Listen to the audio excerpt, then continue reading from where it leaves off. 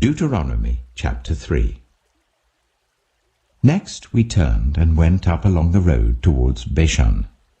And Og, king of Bashan, with his whole army marched out to meet us in battle at Edrei. The Lord said to me, "Do not be afraid of him, for I have delivered him into your hands, along with his whole army and his land. Do to him what you did to Sihon, king of the Amorites, who reigned in Heshbon." So the Lord our God also gave into our hands Og, king of Bashan, and all his army. We struck them down, leaving no survivors. At that time we took all his cities. There was not one of the 60 cities that we did not take from them, the whole region of Argob, Og's kingdom in Bashan. All these cities were fortified with high walls and with gates and bars, and there were also a great many unwalled villages. We completely destroyed them, as we had done with Sihon, king of Heshbon, destroying every city, men, women, and children. But all the livestock and the plunder from their cities we carried off for ourselves.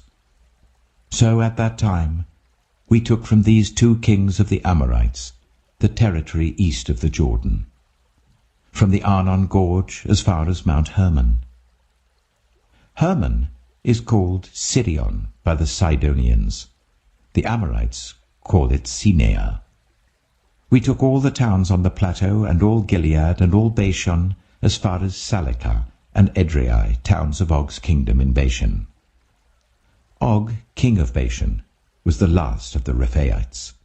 His bed was decorated with iron, and was more than 9 cubits long and 4 cubits wide. It is still in Rabbah of the Ammonites. Of the land that we took over at that time, I gave the Reubenites and the Gadites the territory north of Aroer, by the Arnon Gorge, including half the hill country of Gilead, together with its towns. The rest of Gilead, and also all of Bashan, the kingdom of Og, I gave to the half-tribe of Manasseh. The whole region of Argob in Bashan used to be known as a land of the Rephaites. Jair, a descendant of Manasseh, took the whole region of Argob as far as the border of the Geshurites and the Maacathites. It was named after him, so that to this day Bashan is called Havoth Jair. And I gave Gilead to Machir. But to the Reubenites and the Gadites I gave the territory extending from Gilead down to the Arnon Gorge, the middle of the gorge being the border, and out to the river Jabbok, which is the border of the Ammonites. Its western border was the Jordan in the Arabah, from Kinnereth to the sea of the Arabah, that is, the Dead Sea, below the slopes of Pisgah. I commanded you at that time, "The Lord your God has given you this land to take possession of it. But all your able-bodied men armed for battle must cross over ahead of the other Israelites. However, your wives, your children, and your livestock, I know you have much livestock, may stay in the towns I have given you, until the Lord gives rest to your fellow Israelites as he has to you. And they too have taken over the land that the Lord your God is giving them across the Jordan. After that, each of you may go back to the possession I have given you." At that time I commanded Joshua, "You have seen with your own eyes all that the Lord your God has done to these 2 kings. The Lord will do the same to all the kingdoms over there where you are going. Do not be afraid of them. The Lord your God himself will fight for you." At that time I pleaded with the Lord, "Sovereign Lord, you have begun to show to your servant your greatness and your strong hand. For what God is there in heaven or on earth who can do the deeds and mighty works you do? Let me go over and see the good land beyond the Jordan, that fine hill country and Lebanon." But because of you, the Lord was angry with me and would not listen to me. "That is enough," the Lord said. "Do not speak to me any more about this matter. Go up to the top of Pisgah, and look west and north and south and east. Look at the land with your own eyes, since you are not going to cross this Jordan. But commission Joshua, and encourage and strengthen him, for he will lead this people across and will cause them to inherit the land that you will see." So we stayed in the valley near Beth Peor. Deuteronomy chapter 4. Now, Israel, hear the decrees and laws I am about to teach you. Follow them so that you may live and may go in and take possession of the land that the Lord, the God of your ancestors, is giving you. Do not add to what I command you, and do not subtract from it, but keep the commands of the Lord your God that I give you. You saw with your own eyes what the Lord did at Baal Peor. The Lord your God destroyed from among you everyone who followed the Baal of Peor.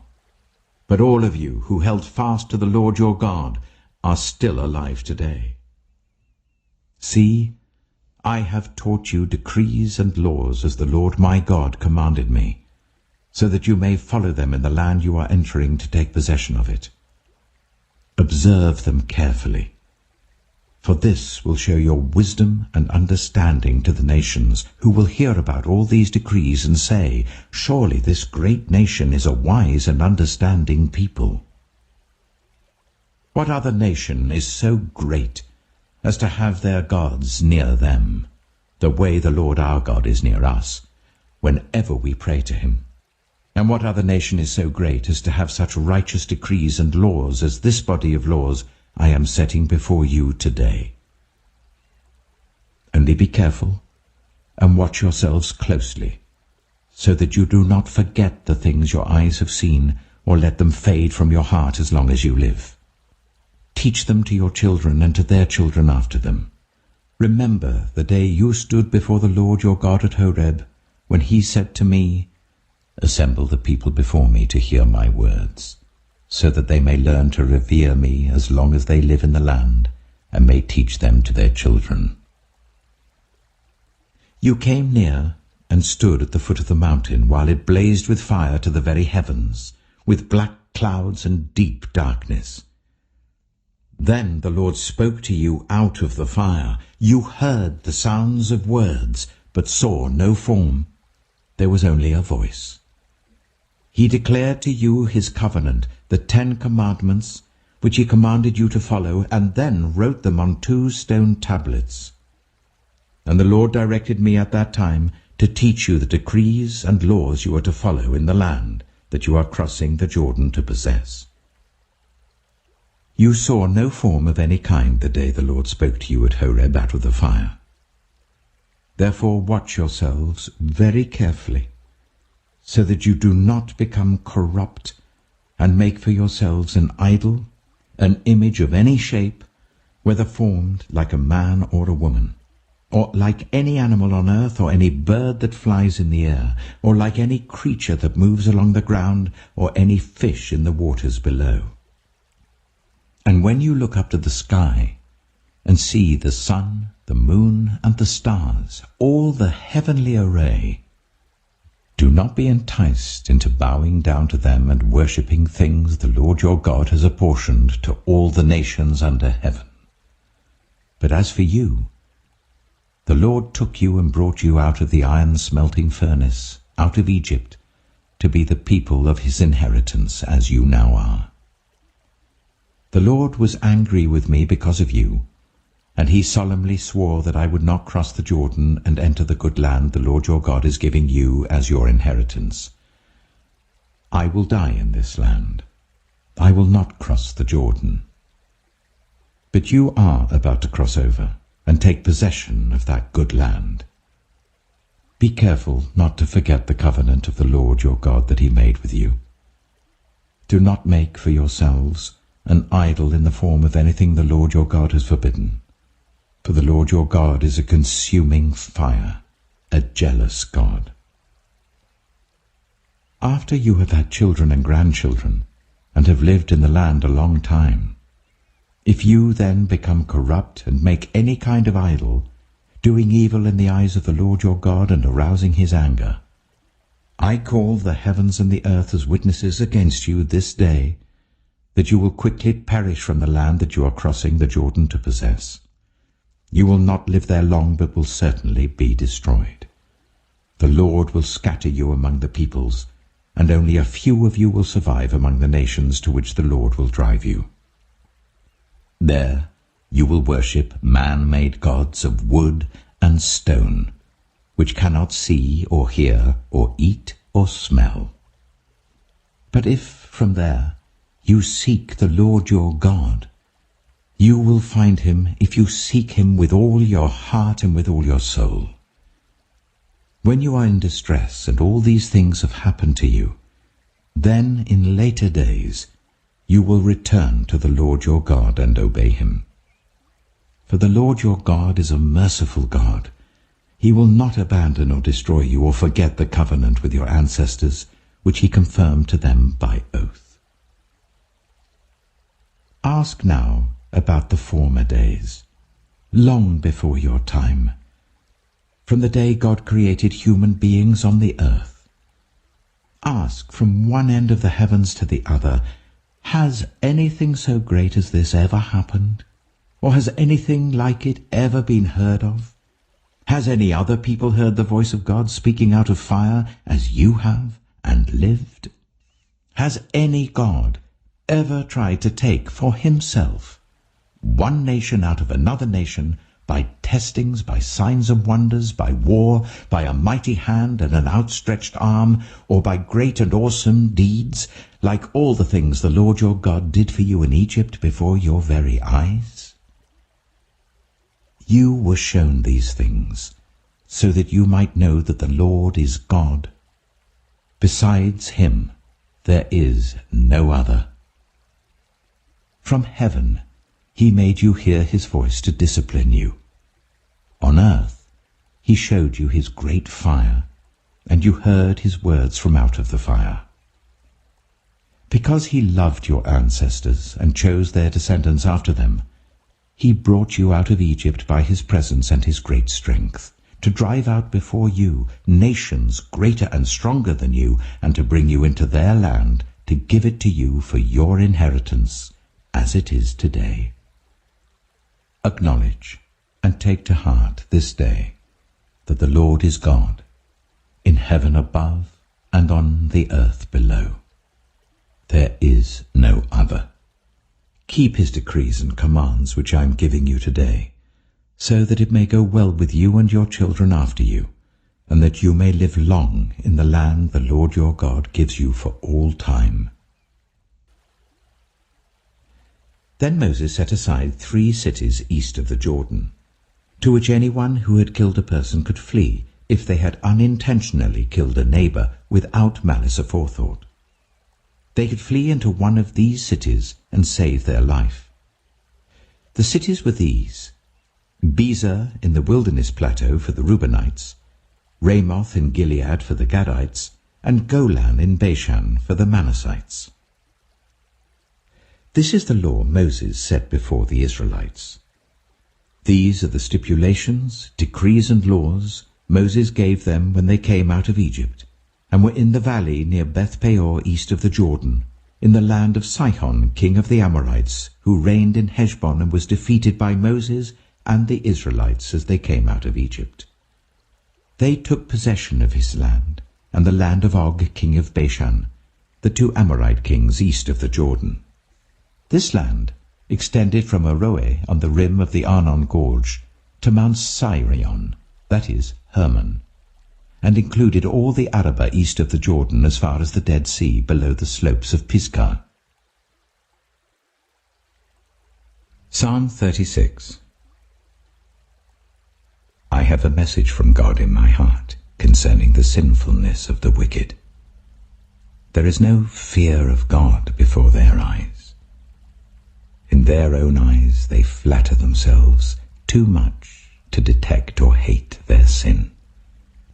The words of their mouths are wicked and deceitful. They fail to act wisely or do good. Even on their beds they plot evil.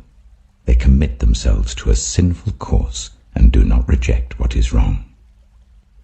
Your love, Lord, reaches to the heavens, your faithfulness to the skies. Your righteousness is like the highest mountains, your justice like the great deep. You, Lord, preserve both people and animals. How priceless is your unfailing love, O God! People take refuge in the shadow of your wings. They feast on the abundance of your house. You give them drink from your river of delights. For with you is the fountain of life. In your light we see light. Continue your love to those who know you, your righteousness to the upright in heart. May the foot of the proud not come against me, nor the hand of the wicked drive me away. See how the evildoers lie fallen, thrown down, not able to rise. Mark chapter 13. As Jesus was leaving the temple, one of his disciples said to him, "Look, teacher, what massive stones, what magnificent buildings." "Do you see all these great buildings?" replied Jesus. "Not one stone here will be left on another. Everyone will be thrown down." As Jesus was sitting on the Mount of Olives opposite the temple, Peter, James, John, and Andrew asked him privately, "Tell us, when will these things happen? And what will be the sign that they are all about to be fulfilled?" Jesus said to them, "Watch out that no one deceives you. Many will come in my name, claiming, 'I am he,' and will deceive many. When you hear of wars and rumors of wars, do not be alarmed. Such things must happen, but the end is still to come. Nation will rise against nation, and kingdom against kingdom. There will be earthquakes in various places and famines. These are the beginning of birth pains. You must be on your guard. You will be handed over to the local councils and flogged in the synagogues. On account of me, you will stand before governors and kings as witnesses to them, and the gospel must first be preached to all nations. Whenever you are arrested and brought to trial, do not worry beforehand about what to say. Just say whatever is given you at the time, for it is not you speaking, but the Holy Spirit. Brother will betray brother to death, and a father his child. Children will rebel against their parents and have them put to death. Everyone will hate you because of me, but the one who stands firm to the end will be saved. When you see the abomination that causes desolation, standing where it does not belong, let the reader understand. Then let those who are in Judea flee to the mountains. Let no one on the housetop go down or enter the house to take anything out. Let no one in the field go back to get their cloak. How dreadful it will be in those days for pregnant women and nursing mothers. Pray that this will not take place in winter, because those will be the days of distress, unequaled from the beginning, when God created the world until now, and never to be equaled again. If the Lord had not cut short those days, no one would survive. But for the sake of the elect whom he has chosen, he has shortened them. At that time, if anyone says to you, "Look, here is the Messiah," or "Look, there he is," do not believe it. For false messiahs and false prophets will appear and perform signs and wonders to deceive, if possible, even the elect. So be on your guard. I have told you everything in advance. But in those days, following that distress, the sun will be darkened, and the moon will not give its light. The stars will fall from the sky, and the heavenly bodies will be shaken. At that time, people will see the Son of Man coming in clouds with great power and glory, and he will send his angels and gather his elect from the four winds, from the ends of the earth to the ends of the heavens. Now learn this lesson from the fig tree. As soon as its twigs get tender and its leaves come out, you know that summer is near. Even so, when you see these things happening, you know that it is near, right at the door. Truly I tell you, this generation will certainly not pass away until all these things have happened. Heaven and earth will pass away, but my words will never pass away. But about that day or hour no one knows, not even the angels in heaven, nor the Son, but only the Father. Be on guard. Be alert. You do not know when that time will come. It's like a man going away. He leaves his house and puts his servants in charge, each with their assigned task, and tells the one at the door to keep watch. Therefore, keep watch, because you do not know when the owner of the house will come back, whether in the evening or at midnight, or when the cock crows, or at dawn. If he comes suddenly, do not let him find you sleeping. What I say to you, I say to everyone: watch.